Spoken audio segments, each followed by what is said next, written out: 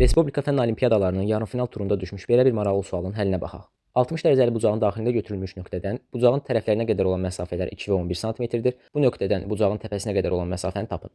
Bu bizim 60 dərəcəli bucağımızdır. İndi burada elə bir A nöqtəsi götürək ki, həmin A nöqtəsindən bucağın tərəflərinə qədər məsafələr 2 və 11 sm olsun. Məsafə olduğuna görə bu bucaqlar 90 dərəcəyə bərabər olacaq. Kiçik olana 2, böyük olana da 11 sm deyək. Bucağın təpəsinə K nöqtəsi deyək. Bizdən AK məsafəsi soruşulur. İndi biz bunu necə tapaq? AK-nın uzunluğunu tapmaq üçün gəlin belə bir şey edək. Bu düz xətti bu şəkildə uzadaq. Ta ki, bucağın bu tərəfi ilə kəsişdirənə qədər. Uzatdıq.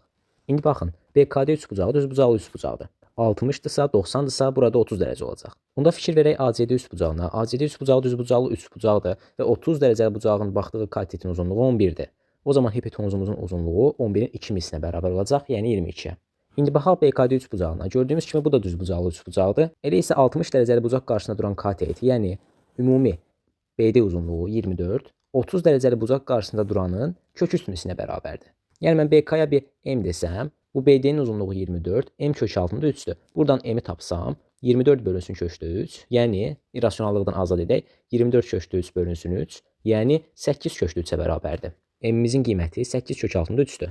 İndi AK-nı tapmaq üçün son addımım ABK düzbucaqlı üçbucağında katetlərinin kvadratları cəmini AK-nın kvadratına bərabər etməkdir. Yəni AK-nın kvadratı bərabər BK-nın kvadratı, yəni 8 kökdə 3-ün kvadratı üstəgəl 2-nin kvadratı.